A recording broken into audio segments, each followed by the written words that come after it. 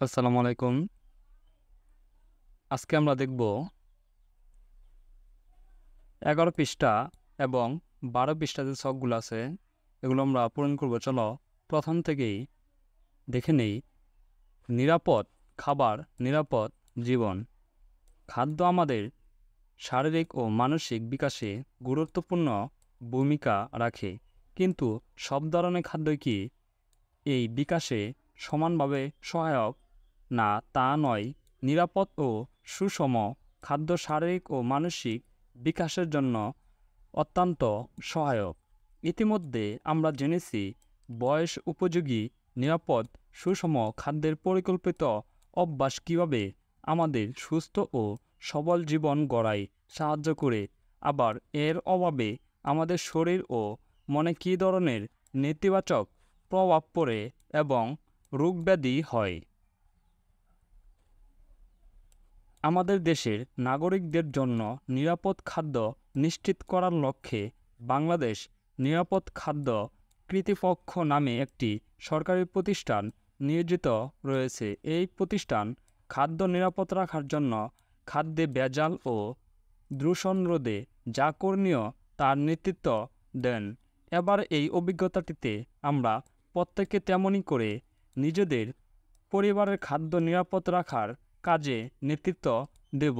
এক্ষেত্রে আমরা সবাই নিজেদের পরিবারের ক্যাপ্টেন হয়ে নিজেদের ভূমিকা পালন করব। এর জন্য বিভিন্ন কার্যক্রমের মধ্য দিয়ে আমাদের দৈনন্দিন খাদ্যাভ্যাস, প্রস্তুতি ও সংরক্ষণের ধরন পর্যবেক্ষণ করে নিরাপদ ও পরিচ্ছন্ন খাদ্যের ঝুঁকিসমূহ শনাক্ত করব। খাদ্য প্রস্তুতি, পরিবেশন ও সংরক্ষণের স্বাস্থ্যসম্মত উপায় সম্বন্ধে জানব। খাদ্য নিরাপদ রাখতে খাদ্যে ভেজাল ও দূষণ রোধে করণীয় সম্পর্কে ধারণা লাভ করব। এরপর আমরা নিরাপদ খাদ্য সম্পর্কিত ঝুঁকি মোকাবেলা করে সুস্থ জীবনযাপনের জন্য পদক্ষেপ গ্রহণে ভূমিকা রাখব।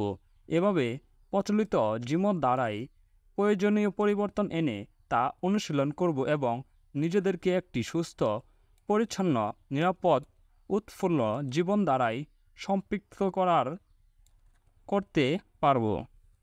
তাহলে চলো শুরু করি পরিবারের ক্যাপ্টেনের ভূমিকায় নিজের অভিযাত্রা।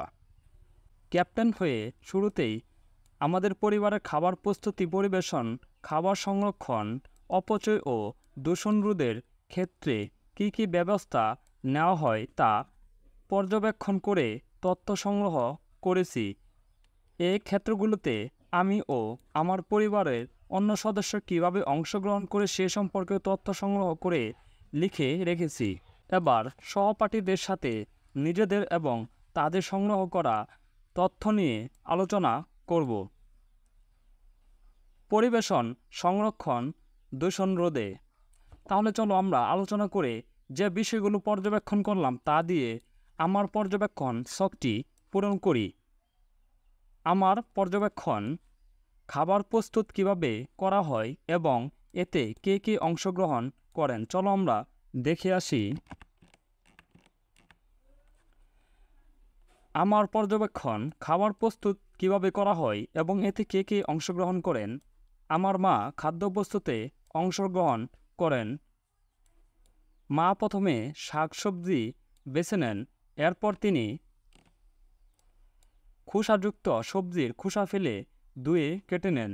মা ঢাকনা দিয়ে ঢেকে তরকারি রান্না করেন। তিনি শাকসবজি ও মাছ, মাংস সঠিক তাপমাত্রা সম্পূর্ণরূপে সিদ্ধ করেন। তিনি ভাতের মাড় ফেলে দেন। তিনি তা মাংস প্রভৃতি প্রোটিনযুক্ত খাদ্য আর আঁচ বেশে ভালোভাবে সিদ্ধ করেন। আমার মা রান্না করার পূর্বে চুল বেঁধে নেন যাতে চুল এলোমেলো না থাকায় খাবারের চুল না পড়ে। তিনি হাত ভালোভাবে ধুয়ে তারপর কাটা বাছা, রান্না ইত্যাদি কাজ করেন। মা সবসময় হাতের নখ ছোট রাখেন। মা রান্না করার আগে কিচেন অ্যাপ্রন পরে দেন।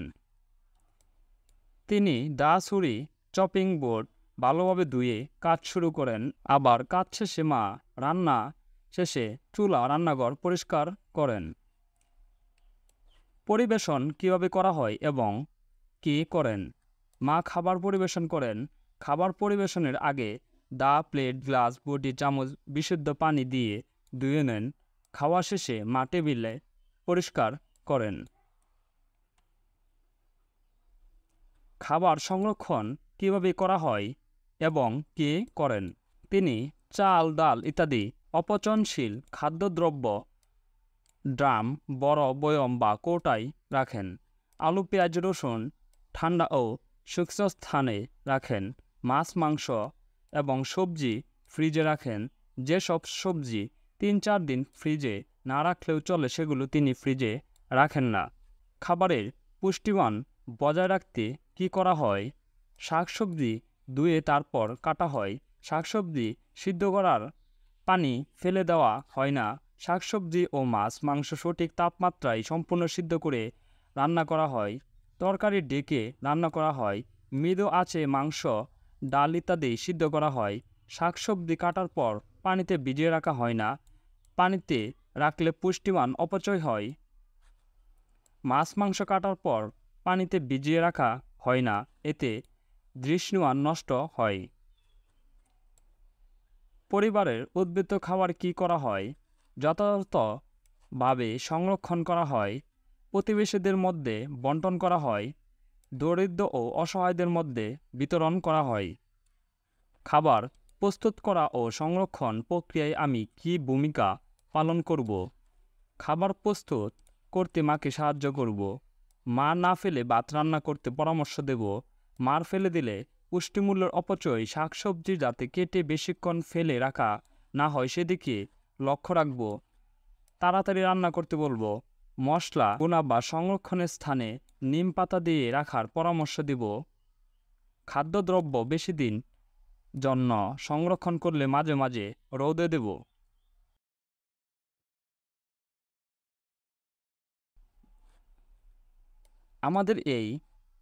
আমার পর্যবেক্ষণ ছকের কাজগুলো খাবার নিরাপদ রাখতে কী ধরনের প্রভাব ফেলে তা নিয়ে দলগতভাবে আলোচনা করেছি। এরপর লটারি করে এক দল এক এক বিষয় উপস্থাপন করেছি এবং ফিডব্যাক দিয়েছি।